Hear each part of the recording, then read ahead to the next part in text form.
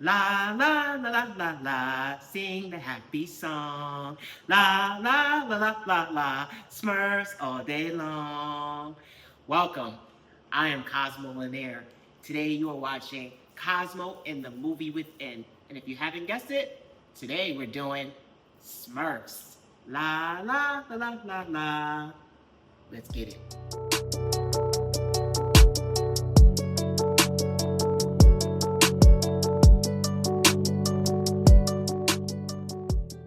Smurfs, if you didn't know, came out originally in 1981, even before I was born, and I'm an 80s baby.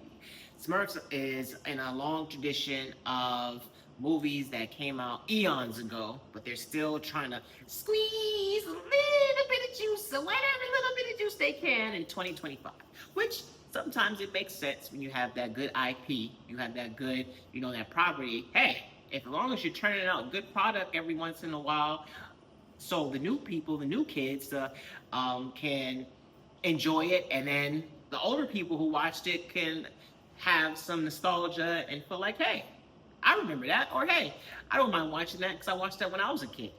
Only problem is when you oversaturate it. Not to say Smurfs has been oversaturated, but as long as it's done right, no complaints.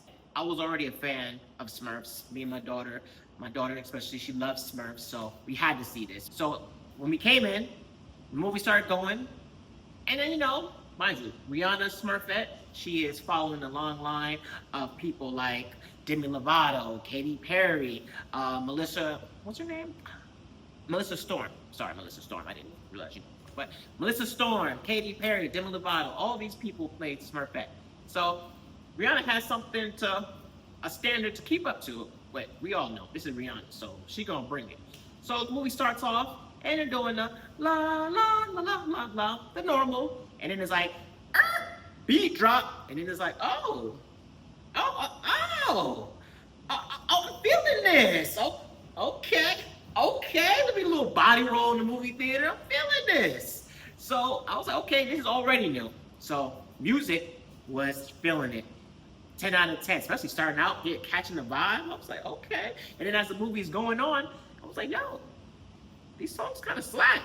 So, which, if you have Rihanna in it, the song should slap. Like, I definitely am gonna download the soundtrack just so I can see what's going on because there's some slaps in there.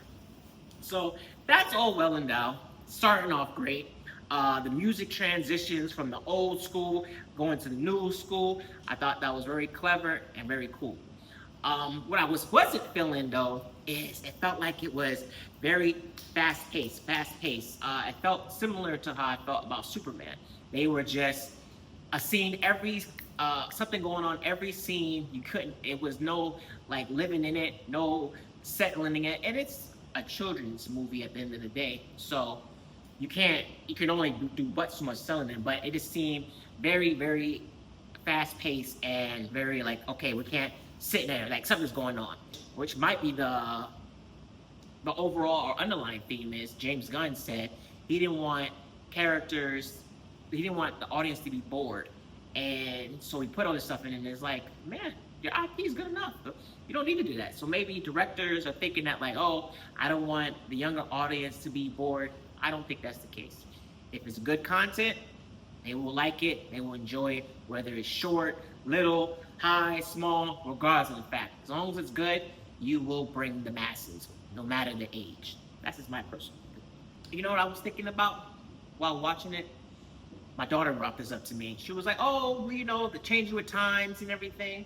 And I'm like, okay, but you can't look at it that way because there are plenty of films that are for younger audiences. They still have adult humor in it that will go over a kid's head, but that adults can enjoy. And it's still a film that regardless what age you are, you can still enjoy it. Like Inside Out, 1 or 2. You name it. There's plenty of films like that. They're not as much anymore, but when you have a good concept, when you have a good storyline, you have a good script, it doesn't matter. And I can think of that for sure. This one, it wasn't that many jokes like that was like, will go over a kid's head. It was a little stuff for adults in it, but not much. I did find it funny talking about changing with the times. They had one joke in there. They were like, "Oh, don't get your bee in a bonnet," or something like that. And I was like, "A bee in a bonnet?" I said, "Yeah." I don't. They would never mention a bonnet, let alone anything in that realm, any other time. So I was like, "Okay, that's interesting." The ending, oh my god! I know I'm going straight to the ending, but the ending had me dying because it had the little singing montage, and then the next thing you know it, they have one of the original Smurfs. He has long hair, so he just came out and he came going, and the next thing you know it, he's in the cut and he over there. He over there Dutty whining. I was like, oh, bringing the Caribbean culture. If you don't know, Dutty whining is a Jamaican Caribbean dance where you get that head and you start twirling that thing. He was over in the cut twirling that thing. I said, okay. Brianna definitely brought those Caribbean vibes. I see you. More fire. So, I was feeling that, obviously, being a Jamaican man myself. But as the film went, it had its silly moments. It was cool. But the overall, I was like, I don't know if I like it as much as I like the previous Smurf films. I like the fact that even though they went to the real world a couple times, it still stayed animated. The way the transitions were done were good, but the script might have been not as best. The overall theme, it was cool, but compared to other Smurf movies, I was feeling those a little bit more. But when it comes to Smurfette, I was feeling Rihanna more because she definitely had a little pizzazz, a little Caribbean flair, a little, you know what I mean? A little sassiness to her, which not to say that other Smurfettes don't, but you could definitely tell a Caribbean woman was doing this. She had way more spice than I have seen her in the past. Oh, the music was good, the transitioning was good, but on the flip side, it was like, all right, it definitely was catered to kids.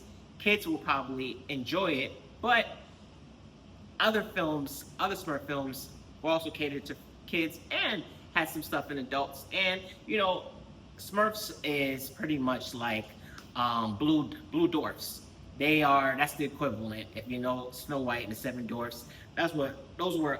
Smurfs are. They're pretty much the equivalent of his blue dwarfs. They have whatever the emotion is, happy, silly, klutz, you name it. And so this one was about No Name Smurf trying to figure out what his powers, what is his thing, what is his thing gonna be. So that was the majority of the film, was literally, and then it had all this other stuff which I guess goes into the, put a lot of it into it, so it keeps the attention of the younger viewer.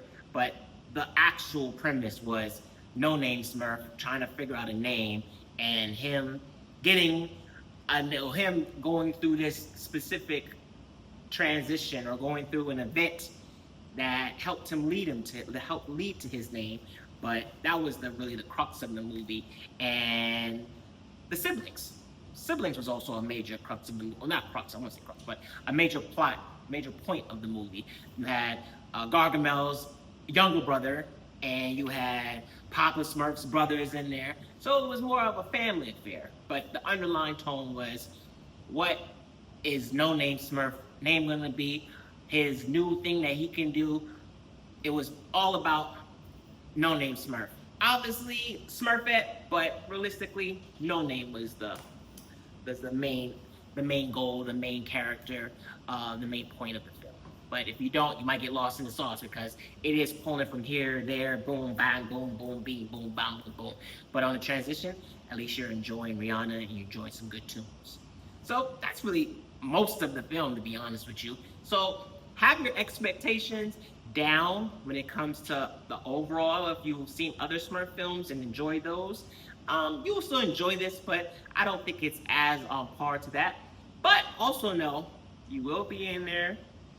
Okay, I'm feeling this. You will be in there like, okay, Smurfette, I see you. So it has its moments. It has its, I won't say balance, but it has its moments to where it's not all, but it's like, okay, this part I'm feeling. This part maybe not so much, but this part I like it. I see where you're going. Anyway, I think I don't do half grades, and I think it's closer to a 3 than a 4. So I'm gonna give it 3 more fires. More fire, more fire, more fire. Boom, boom, boom. Rah!